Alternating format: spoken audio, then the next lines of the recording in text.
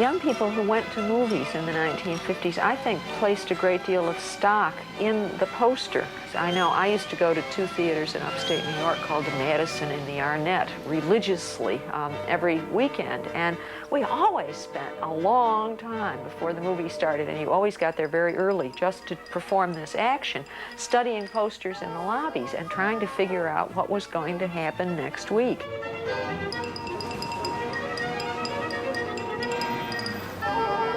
You had a little bit of a serial. You even had newsreels sometimes in the 1950s, and certainly cartoons. So you were even more dependent, it would seem to me, on the poster, and very much interested in them and engaged by them.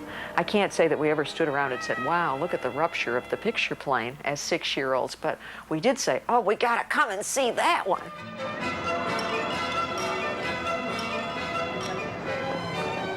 I was a kid growing up in a very small mill city, a pretty dismal place, and movies were a great escape, and movie posters were the sort of the open sesame to that portal of escape. And I found that I gravitated to posters that I didn't know were Reynolds, but actually were Reynold Brown, because he had this hyper sense of reality and hyper sense of color, the kinds of bombardment of images that kids really respond to. And the audience for these movies was mostly kids, so he knew the audience that he was addressing, and he certainly had a customer in me. I would look at this and say, God, how's he do it? How does he do it? See, and that's what made Reynold unique. And that's the reason studios used him, because he captured something that they didn't even have in photographs or even in print. See, he captured his own imagination and put it down on paper and in a painting. He was an illustrator who seldom signed his work, yet his images are recognized the world over. He devoted much of his life to flattering Hollywood's most glamorous stars, but most of them had never heard of him.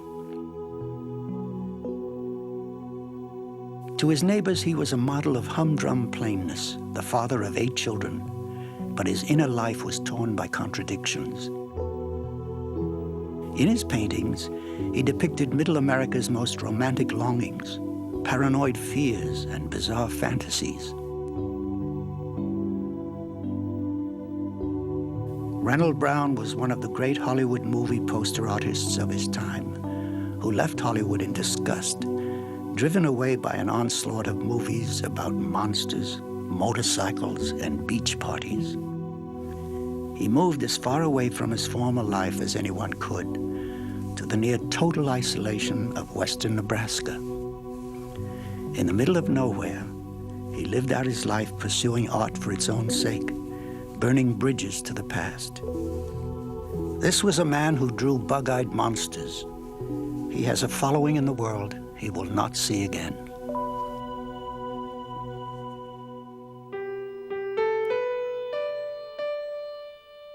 He was born William Reynold Brown in Los Angeles in 1917, the year Woodrow Wilson vowed to make the world safe for democracy. His father was a German immigrant's son, a short, stocky railroad engineer who thought what he did was nobody's business, not his habit of wearing a 3-piece suit to the grocery, or the fact that he changed his socks 3 times a day.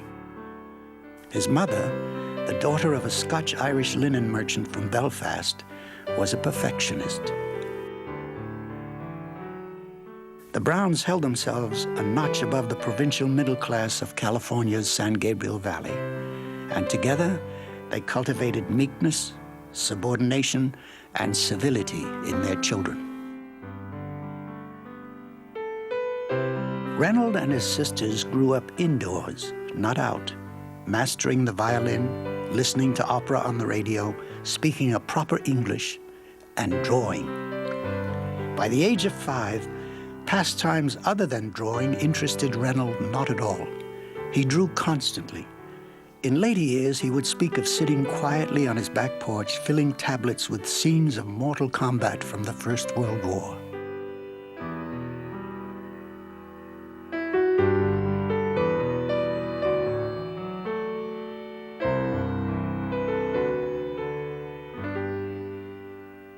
In 1937, at age 20, Brown went to art school. He entered Otis Art Institute in Los Angeles. The summer following his first year, Brown was called home. His father was dying of lung cancer. With a mother and 2 sisters to support, Brown's formal education ended. Brown had landed his first steady job as an illustrator a year earlier, drawing panels for Hal Forrest's comic strip, Tailspin Tommy. Forrest, a facile draftsman with a flair for the cliffhanger, was gruff and demanding. In the beginning, Reynold was the pick and shovel man of the operation, slavishly inking each predetermined frame for reprint in hundreds of newspapers across the country. Soon he would influence storyline and draw much of the strip's original art. After 4 years, he was fed up with it, and with Forrest. Finally, Reynold gave notice and left a panicky, screaming former employer behind.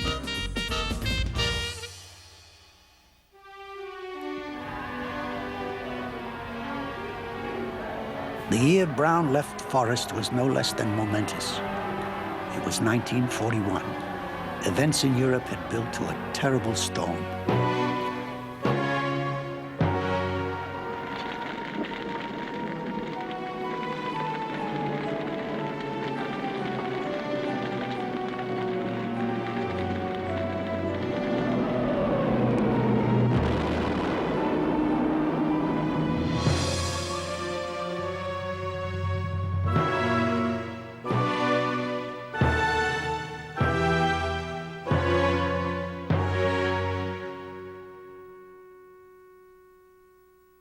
Brown was 22 years old. For the next 5 years, he worked for North American Aviation. Brown spent the war making cutaway drawings of the interior components of fighter planes. He also drew scenes of air combat missions for Air Force tabloids, portraits of generals, whatever the war effort hurled at him. He loved it.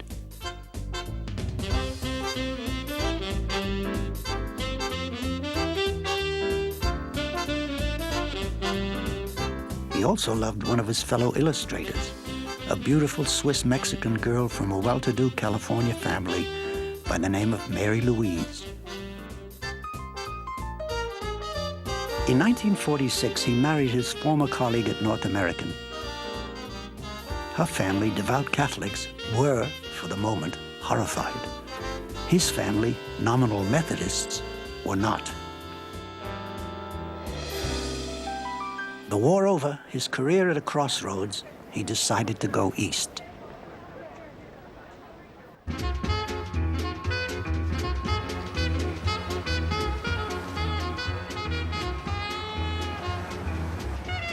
Post-war America was an exaggerated capitalistic free-for-all.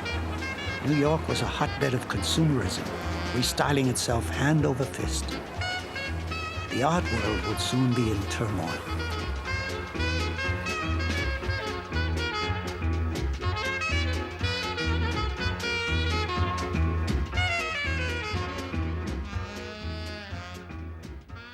By the time Brown arrived on the scene, the public esteem for illustrators had faded.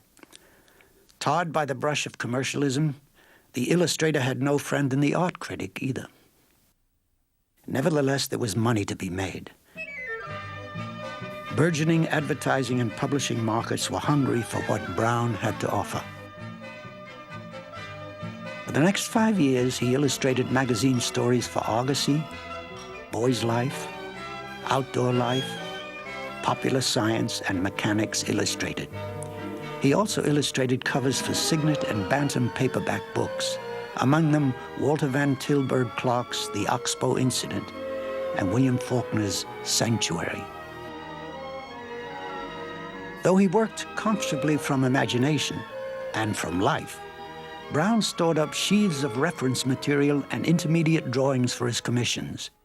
He also used snapshots of himself for reference, and occasionally talked his family into posing for drawings. Always it was a matter of achieving the illusion of reality. Brown, the hunter, the militiaman, the barroom drunk, a fighter, a singer, a man on the run.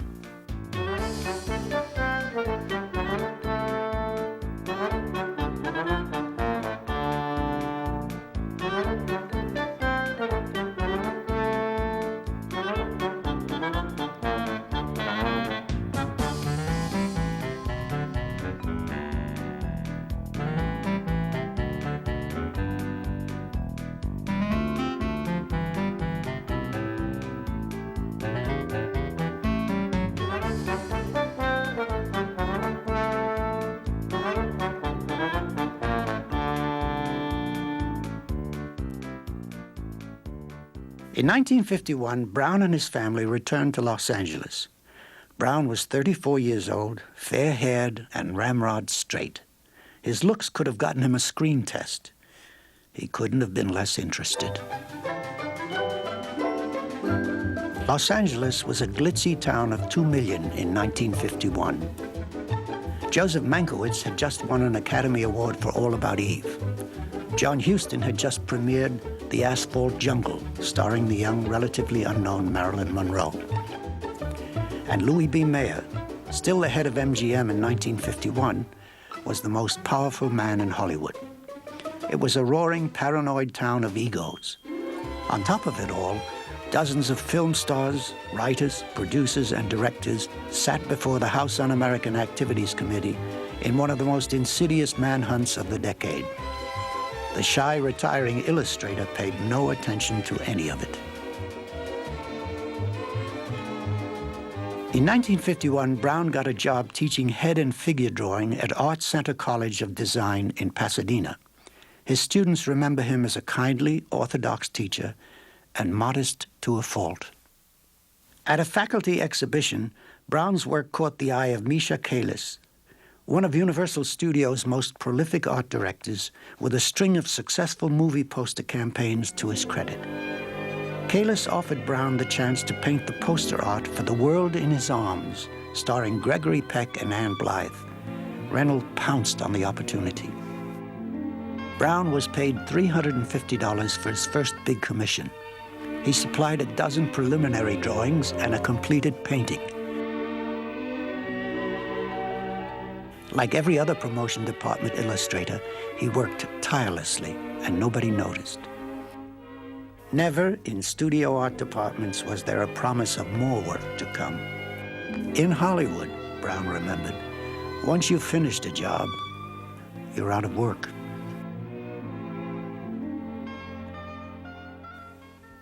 Motion picture art was produced solely for the purpose of selling tickets. And the producers of the movies had no interest at all in whether the artwork was artistic. If it sold tickets, they loved it. I'm not aware that the function of any poster for any picture has ever been anything than to sell tickets for the picture. We probably were a little more overt in what we were doing than the major studios, but what we were trying to do was to entice the audience, to show to the audience that this was a film they wanted to see. Reynold knew how to direct the eye. He knew how to capture the mood and show what was most important about that movie and that image. So his images grab the eye and don't let go. You see it on the pulp novel covers that he did. You certainly see it in the movie advertising that he did. He had a natural instinct and a natural showmanship for selling what Hollywood had to offer. In the 50s, as before, big studios lavished fortunes on poster campaigns, from the modest 1-sheets to the gargantuan 48 sheets, eclipsing whole sides of multi-story buildings.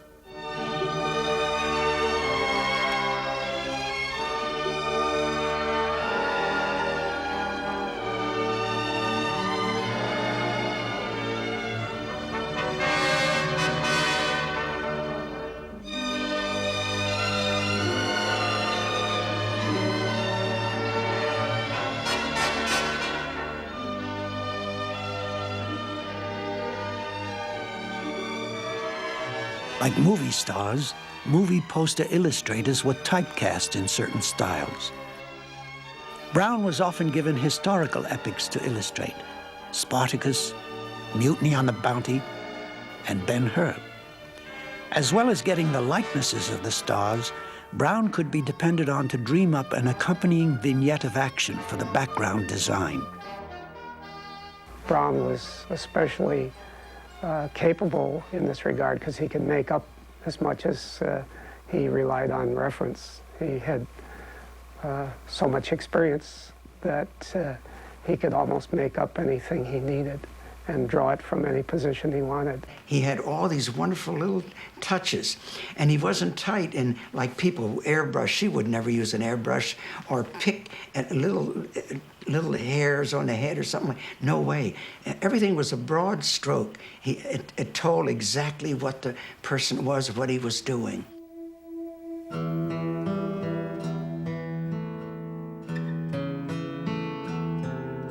Preceding the painted key art were thumbnail sketches and comprehensive pencil studies.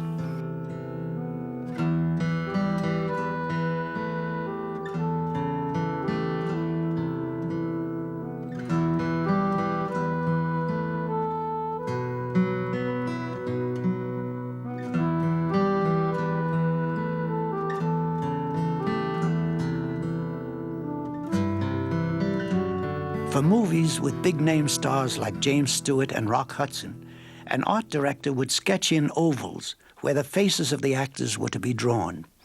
Always, the size of an actor's head reflected the size of his contract with the studio. For Backlash, Richard Widmark's head was larger than Donna Reed's. In Last of the Fast Guns, Jock Mahoney was larger than Gilbert Roland. Men's heads were almost always larger than women's. The final art was most often painted in opaque watercolor, and only rarely in oil. That version might undergo endless revisions by studio brass, or even be cut apart and the figures transplanted to new backgrounds by the art director. After all this, the original art and a mechanical, showing the final position of credits and titles, was shipped to a lithographic house to be reproduced in the cheapest possible way. The work itself remained anonymous and unsigned. The movie companies did not want to sell the poster artist. They wanted to sell the star, they wanted to sell the vehicle, they wanted to sell widescreen, whatever it was they wanted to sell. None of those included the poster artist. It was very difficult for an artist to put his personal stamp on pictures like these because they had so many requirements that had to be met, and they could only be done in a realistic way. And once they became less realistic and looked more artistic, they became less effective. The producers of the films didn't want an artist's individuality to compete with the personality or the visage of the stars. And they certainly didn't want the artist to sign his work. The illustrator is the victim of just about everybody. He's got an art director telling him that his lettering has to be this high and it has to be organized in this direction. And he has an audience that whose expectations can't be calibrated at all because it's a mass audience. It's absolutely enormous. This work is not going to be hidden away in some kind of museum. It's going to be out there in front of naive little 6-year-olds in upstate New York, and it's going to be out there in front of salivating, sex-crazed teenagers on their way to the drive-in, and it's going to be seen by adults, and it's going to be seen by people who walk past newsstands. And the ability to create something that can, in fact, perform in this world, i.e. sell a product, make people interested in what they're looking at, boy, that's no mean task.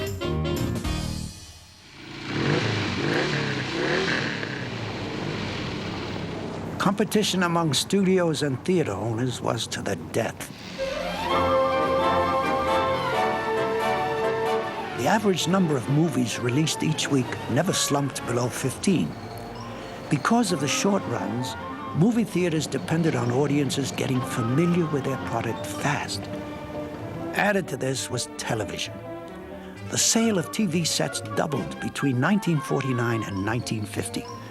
While Americans were glued to the tube, movie attendance plummeted, and scores of downtown theaters throughout the country closed and converted to restaurants, furniture stores, and bowling alleys.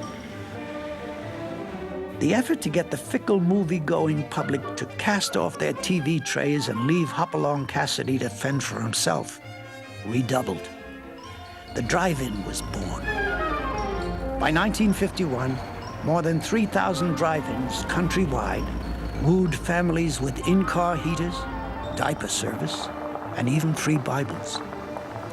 Outnumbering families were teenagers who flocked to drive-ins to see movies like Love Slaves of the Amazon and I Was a Teenage Werewolf.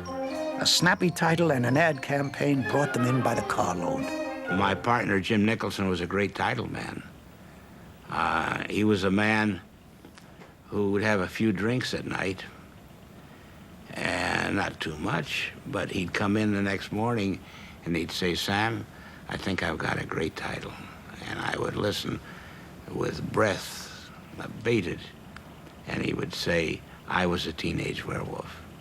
And I knew instinctively that that was $1 million title going to go on a $100,000 picture.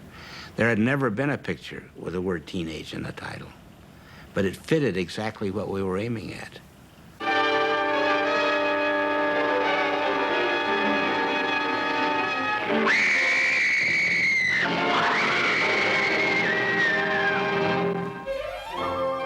The 50s would also produce a variety of technical innovations. Audiences could now see Buona Devil, The House of Wax, and The Charge at Feather River in 3D. There was more to come.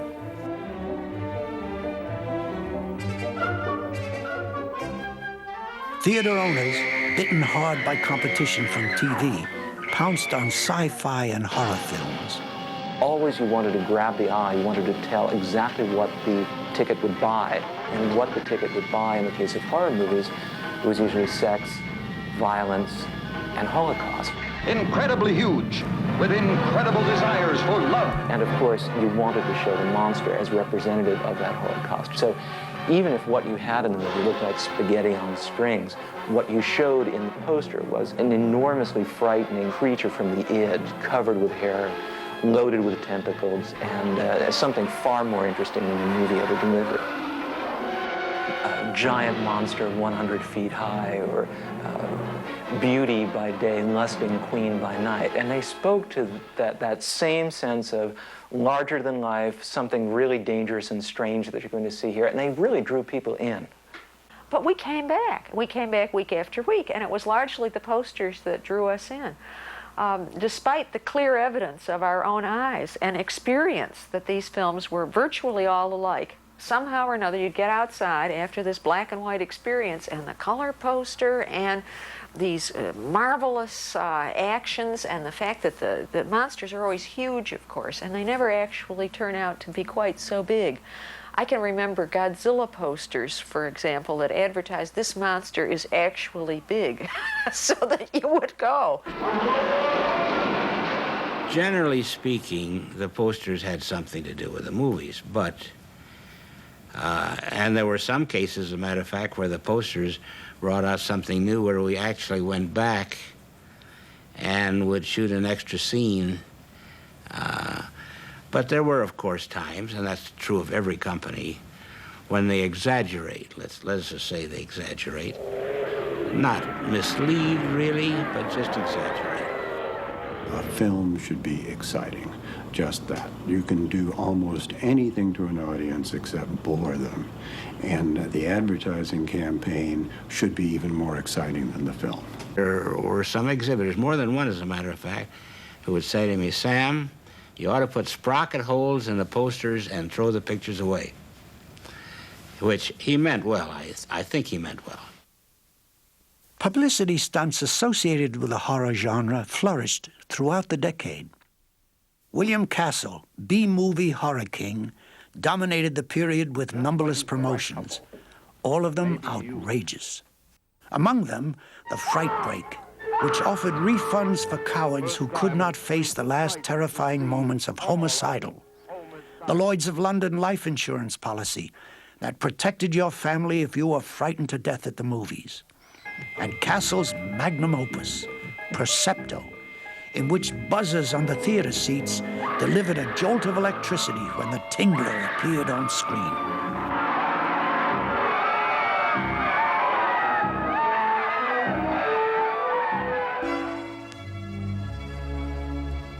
This was an age in which more than 600 UFO sightings each year of the decade came to life in a great invasion of B-movies.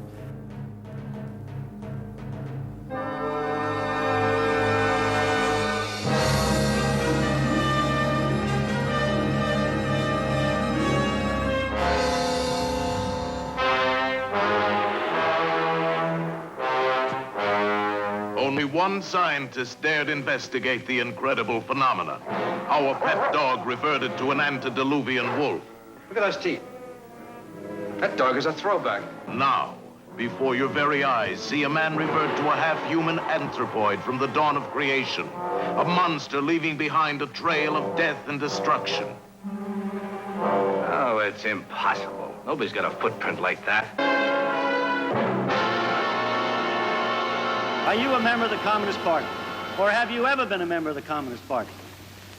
It's unfortunate and tragic that I have to teach this committee the basic principles of Americanism. That's not the question. It was also an age in which the national uproar over communism would spawn a rash of anti-communist movies, including The Iron Curtain, The Red Menace, and I Married a Communist. And because it was clear that to be a communist was also to be an atheist, there was an outbreak of religious epics: David and Bathsheba, The Egyptian, Land of the Pharaohs, The Ten Commandments, and King of Kings, which all made millions at the box office. The era was also dominated by riots over integration at Little Rock, the dreaded fear of polio, and the national obsession with nuclear war. With the knowledge of the first atomic explosions to guide us, our chances for survival will be far better than those of the people of Hiroshima and Nagasaki, if we act on our knowledge and are prepared. Select the basement wall nearest the probable target area of your city. If the house is blown over, it will most likely fall away from this wall. In Betty's school, they're talking about the atomic bomb, too. Betty is asking her teacher, how can we tell when the atomic bomb may explode? And her teacher is explaining that there are two kinds of attack, with warning and without any warning. America's sublimated fears and paranoias were no less than inspirations to the feature film treadmill. To studio illustrators like Reynold Brown, the country's obsessions were often filtered through a movie title: Attack of the Puppet People, Atomic Submarine, or The Incredible Shrinking Man. Another factor that makes the movie poster so fascinating is that it creates a sort of mythological world. And in that mythological world, American innocents, full of potential fecundity, are menaced from alien quarters. I mean, you can imagine this is Russians. You can imagine it's Red Chinese. You can imagine it's the kind of monsters from outer space that haunted the national imagination in the 1950s. We wanted to see those images of destruction come home to roost, perhaps to warn us that nuclear experimentation would backfire, that science would finally outstrip us and take us over. And science and monsters in the form of literal monsters or disguised as communists would finally dominate and rule us all. It seems to me that it was in the 1950s, with these sleazoid films, that his imagination was fully engaged, and that is that underneath the placid surface of family man and father of many and exemplary suburban American, there lurked a real sort of distrust of all those values and a sort of desire to see them all brought crashing down by monolith monsters. There's a relish for the destruction of all the tawdry stuff of American culture. There's a relish for sort of bosom-ripping sexuality. This guy didn't have 8 children by accident. What's important about Reynold is he set himself very, very high standards. And even though he's sometimes given jobs to do over a weekend, he really didn't skimp. If he was going to show a cast of thousands running in terror, he would pretty damn well make sure that every one of those faces had an expression, and an expression that's different from all of those around him. He didn't skimp on those details.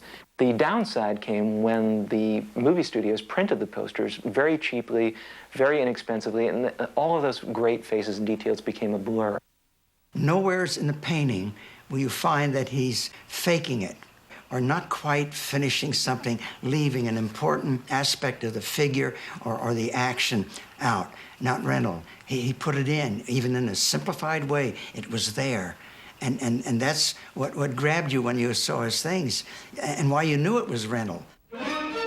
In stylistic terms, what I find tremendously appealing about them is the forward-directed energy.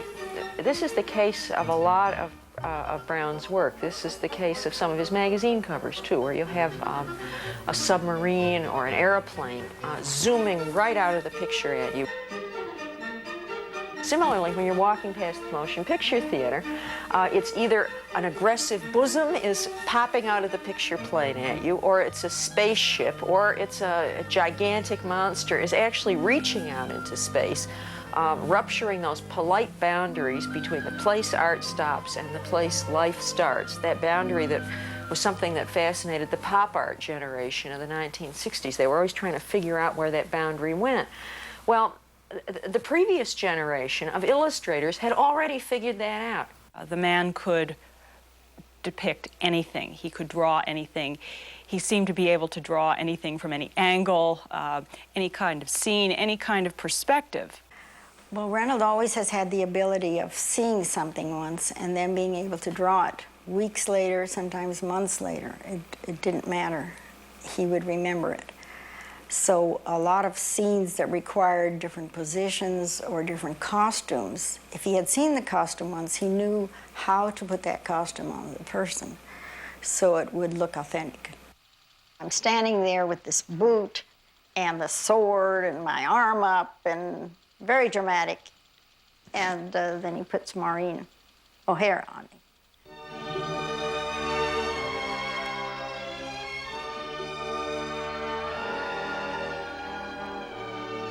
In the case of Brown's work, the artist's ego is so submerged in the object being depicted that the feeling of the palpable conviction with which the object lives is multiplied exponentially.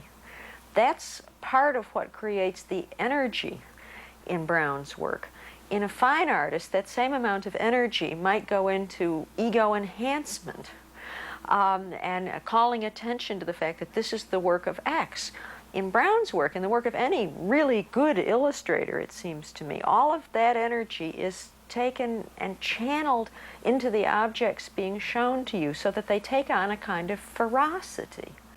And that's what's so wonderful about the 50s movie posters, that every object in them is ferociously, gigantically, humongously present and real.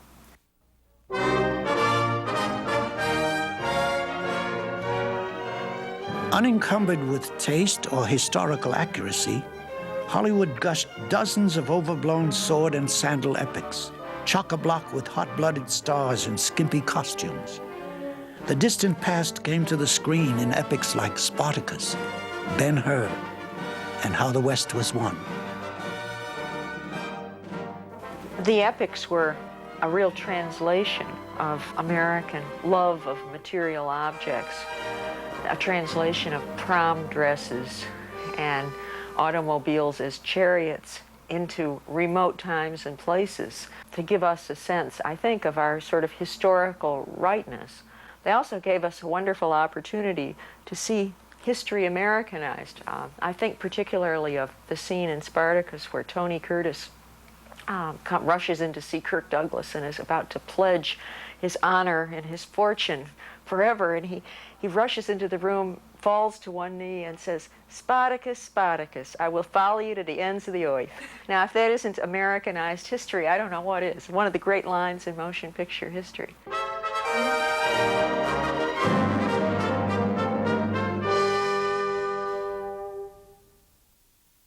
Well, in the 30s and 40s, there were great stars, great romantic stars, the Clark Gables of the world, the Claudette Colberts, the Hedy Lamars, and the Greta Garbos. And the heads of the studios wanted those people depicted in really romantic, dreamy, sexy ways that suggested sex, but also left something to the imagination. Well, when you flash forward to the 50s, the times were different. The women were made to look more buxom, the men made to look more beefy, and the sexual currency between them had to be much more electric and far more direct.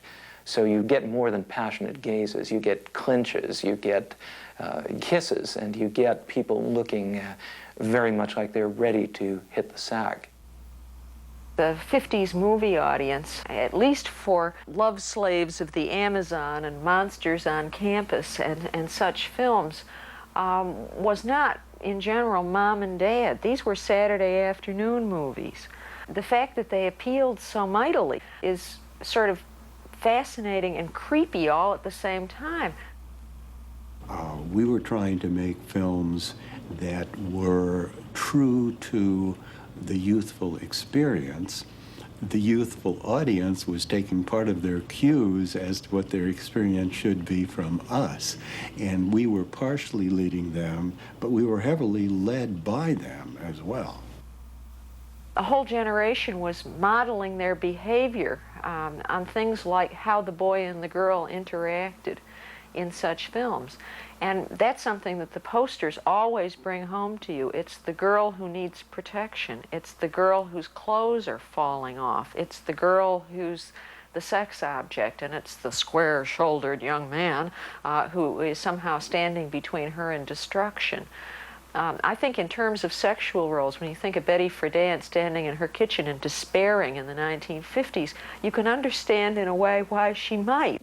The women always had to have at least one shoulder strap hanging down, a décolleté that would not show too much, but would show just enough to titillate the audience. Bug-eyed monsters, again, menacing a lady wearing pants. And the moral of that story is, of course, pay attention to what your mother says. Run, Ruth, run! And your parish priest and everybody else. And good girls do not wear slacks. They're usually the beautiful, frightened, screaming, voluptuous creature in the tattered red dress. That's pretty much how women were circumscribed in those movies and in those posters. Large lips, thin neck, high cheekbones, and Maybelline, beautifully made up Maybelline eyes. She could never have kinky hair. She could never be anything other than a white, presumably Anglo-Saxon Protestant of an upper middle class persuasion. Women were constantly engaging in extremely hazardous behavior while wearing 4-inch tall heels. Even scientists, female scientists, and there are a couple that turn up in 1950s horror movies, are always shown primarily as sex objects and secondarily as brains. And of course, they always have to be killed because they have too many of them. So the lesson you learn is stay with the high-heeled baby.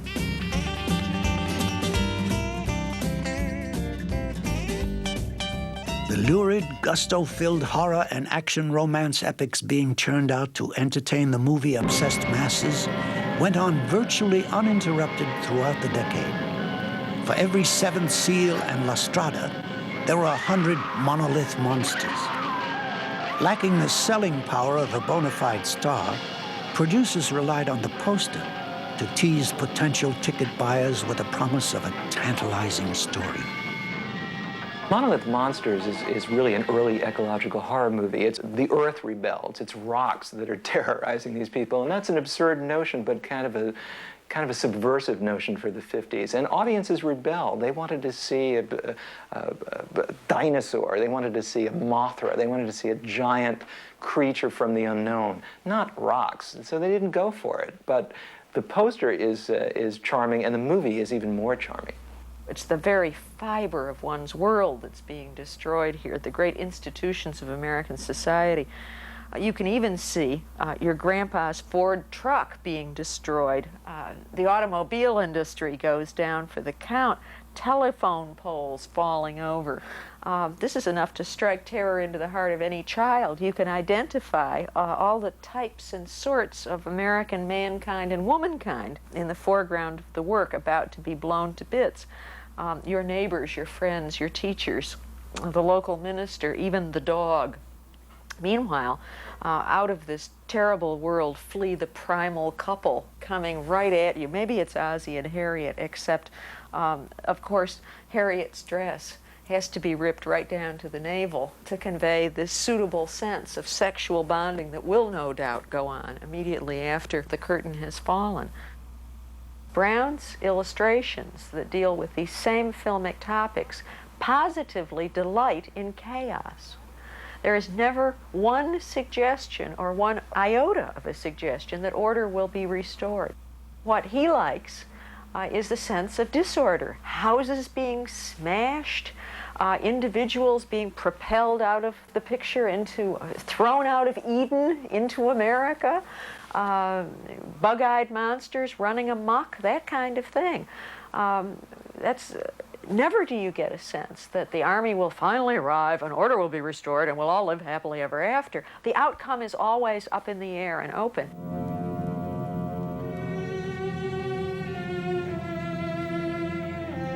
In 1965, Brown undertook an ad campaign for The Night Walker, directed by William Castle and starring Barbara Stanwyck. He based his composition on a late 18th century painting by Swiss artist Henri Fuseli.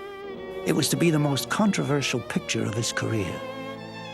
Incubus was a demon, a demonic force that came and raped women in the middle of the night while they were dreaming. So Brown was clearly aware of this composition and incorporated this into his work. Brown, being a great filmic artist, gives us a toots, a genuine babe in a white dress, strategically arranged so that just by the merest accident it happens to be pulled up right to her hips, revealing lots of creamy thigh. Now, in The Night Walker, I think Reynold Brown perhaps got some directive from Misha Kalis as to how they wanted to sell this movie, but I think he went in a very interesting and dangerous and perhaps self-revelatory direction. What you see is clearly a creature from someone's id, a primal creature, a satyr, almost straddling a woman in a nightgown who is asleep, but asleep very voluptuously. And I suspect that Reynold was probably tapping something that was very interesting and primal and sexual to himself, very peculiar to himself, since there's nothing of that in the movie. The other interesting thing is the way in which the work does illustrate the very common tension that existed between the illustrator and the art director. So what Brown did in this poster was to use the faces of some of the better-known art directors that he had worked with as the monsters, these lewd, cackling faces overlooking the scene, and so thereby transforming his nemesis into part of his, in effect taking control of the picture by putting the art directors in it and doing with them what he will.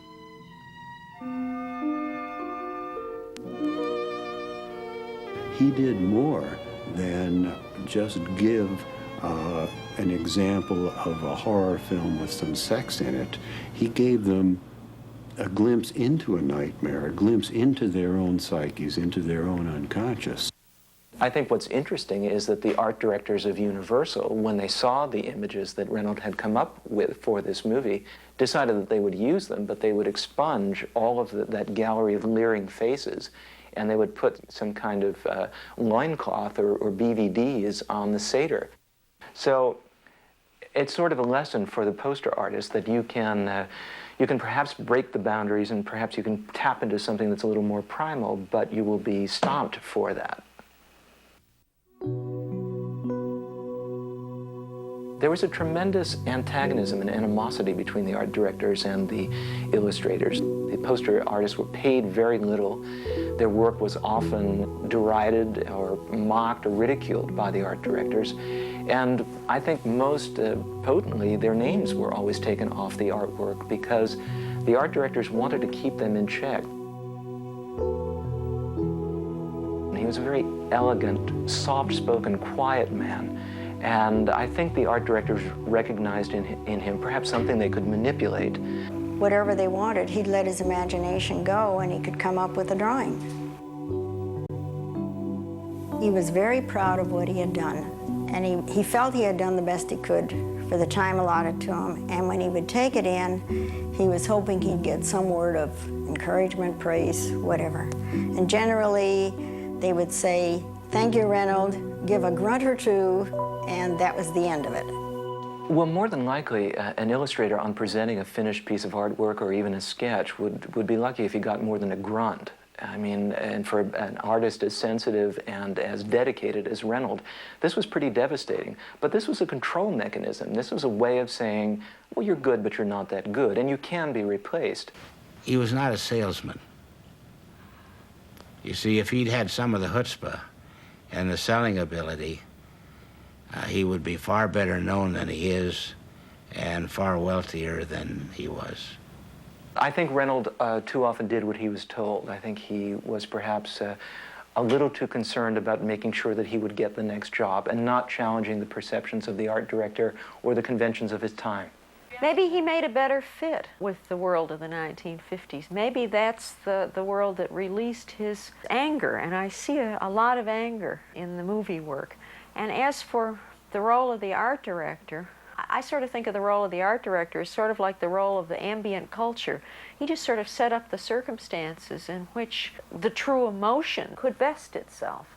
That's really no different from a gallery director telling Thomas Hart Benton in 1928, "Hey, Tom, if you go out on the road and do me some drawings, I'll hang them for you." I really don't see too much difference there.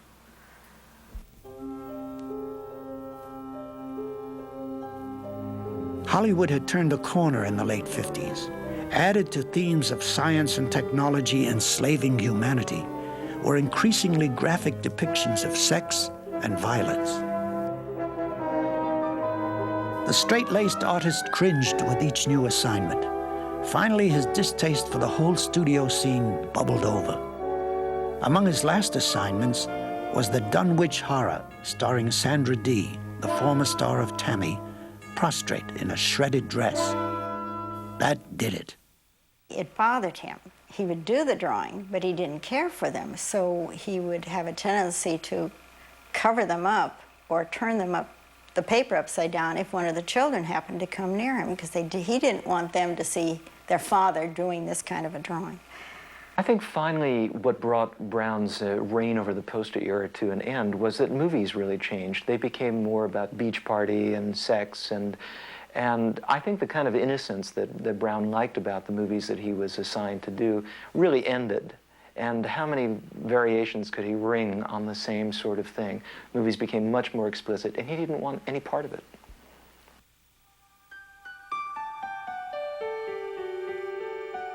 Quietly, the unsigned artist of more than 300 feature film posters walked away from a 20-year career.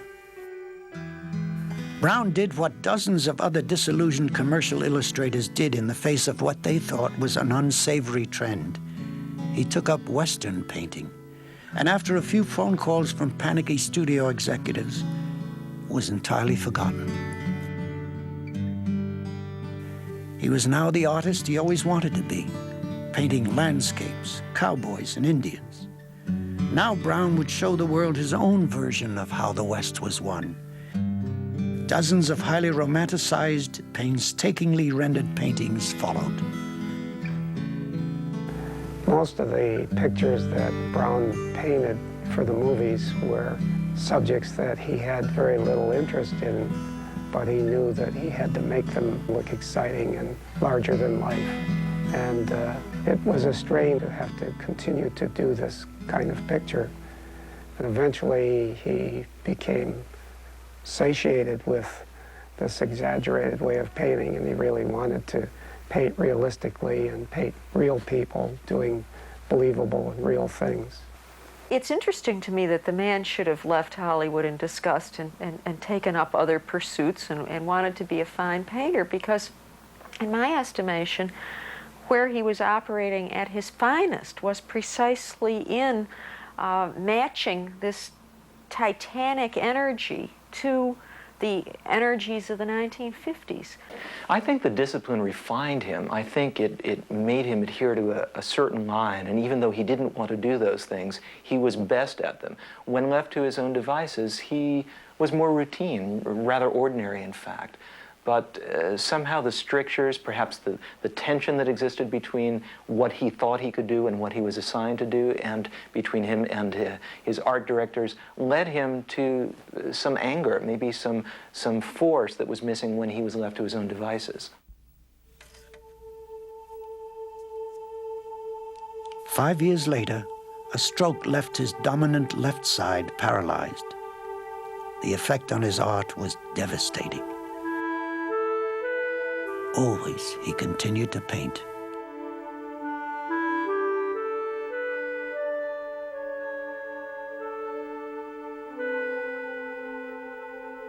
In 1981, Brown moved out of Los Angeles, set down roots in Nebraska, and found tranquility among the buttes and prairies that dominated the landscape outside his studio window.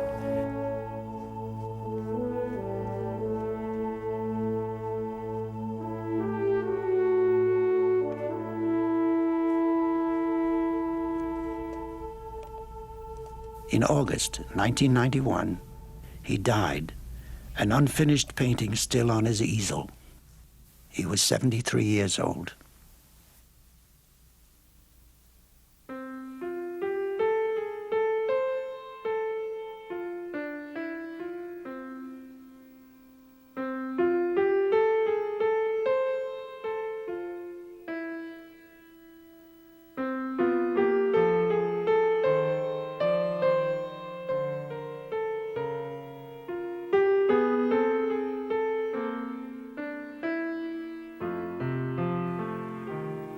He actually conveyed feeling, conveyed emotion, made you feel something, and made you go to see the picture for that reason.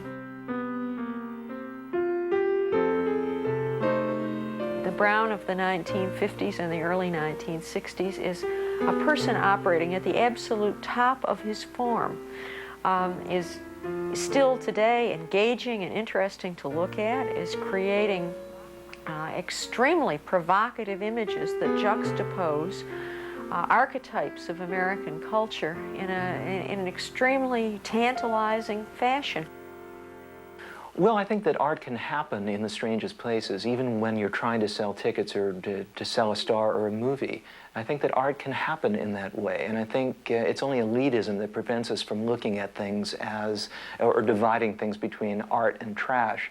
I think the demarcation lines between them are fairly artificial, particularly when you're dealing with Hollywood and the movies. Why not look at the artist for what the artist has accomplished, for what the artist has done? Or why can't we accept the idea that the pop artist, to whom his work is sometimes compared, borrowed lots of their best ideas from a misspent youth in the motion picture theaters of America? Now movie posters are about photographs of stars. Then they were about drama. They were about epic scale. They were larger than life, and it's too bad if we forget that there once was a time when movies were the great escape. Brown was seen by more people than saw, I think to this day, any piece of fine art in America. He profoundly influenced the viewing habits and the lives of a whole generation of Americans. He mirrored many of their most existential and deepest fears and desires. Isn't that enough?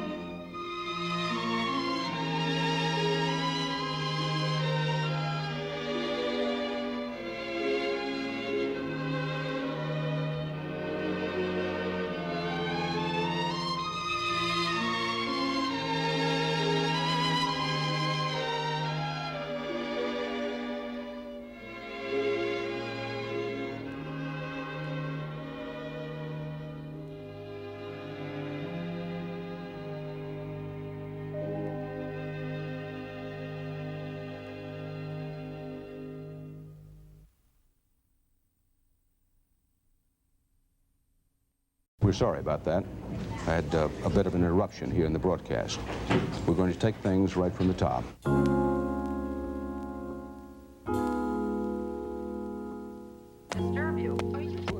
The expedition in the state. Thank you very much. It's indeed a personal honor for me to be with you today. I know that all of you, as well as the rest of America, have been glued to your television sets. We are indeed impressed with what we see on television. I say, watch television. It does work. I say, television sets always get the job done. I say, television sets are getting the job done today. We leave you now with some music.